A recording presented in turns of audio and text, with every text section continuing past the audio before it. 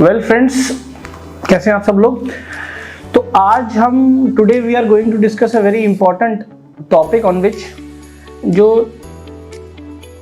आज हम ये डिस्कस करेंगे कि whenever a writ petition is filed, जब हम रिट पिटिशन फाइल करते हैं तो ऐसे कौन से एसेंशियल एलिमेंट्स हैं जो ड्राफ्टिंग के मुताबिक मतलब the things which are needed to be drafted.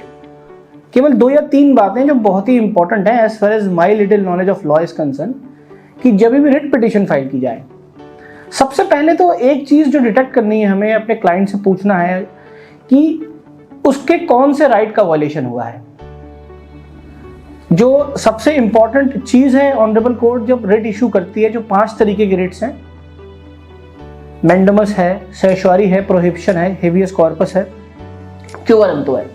But आज का टॉपिक हमारा स्पेसिफिकली इस चीज के ऊपर है कि एसेंशियल प्लीडिंग्स क्या होंगी जिससे ऑनरेबल कोर्ट जब भी एक रिट पिटिशन में इंटरफेयर करे तो कैसे उसके सामने पूरा जो कंसेप्ट है क्लैरिफाई हो जाए, ताकि उसके लिए भी आसानी रहे और एज एन एडवोकेट हमारे लिए भी आसानी रहे। तो सबसे पहले हमको ये निकालना है, जब भी कोई क्लाइंट हमारे पास आए, कि उसके किस फंडामेंटल राइट का वायलेशन हुआ है।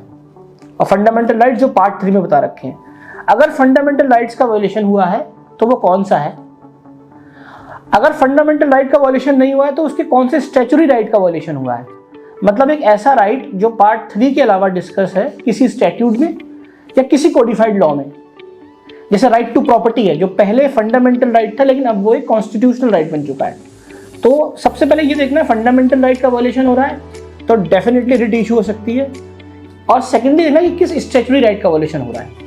तीसरी चीज ये देखनी है कि क्या इस पर्टिकुलर रेमेडी के लिए या जो प्रार्थना हम कोर्ट से कर रहे हैं, क्या कोई और ऑल्टरनेट रेमेडी अवेलेबल है। अगर है तो हम रिट में नहीं आ सकते।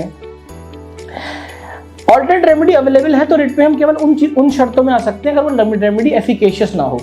लेकिन पॉसिबली मैं I am of a conviction कि अगर कोई ऑल्टरनेट रेमेडी अवेलेबल है तो पहले लिटिगेंट को वो रेमेडी बिल्कुल एग्जॉस्ट करनी चाहिए, फिर रिट पिटिशन में आना चाहिए।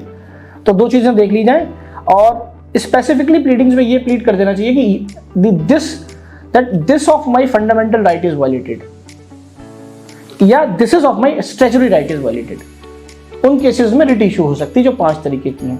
तो ये स्पेसिफिक प्लीडिंग रिट्स में होनी चाहिए। आज हम इतना डिस्कस करेंगे, फिर हम और वीडियोस में देखेंगे कि ये जो रिट्स हैं उनको डिटेल में जाके कि वो रिट क्या है, उनके डायमेंशंस क्या हैं। Thank you very much.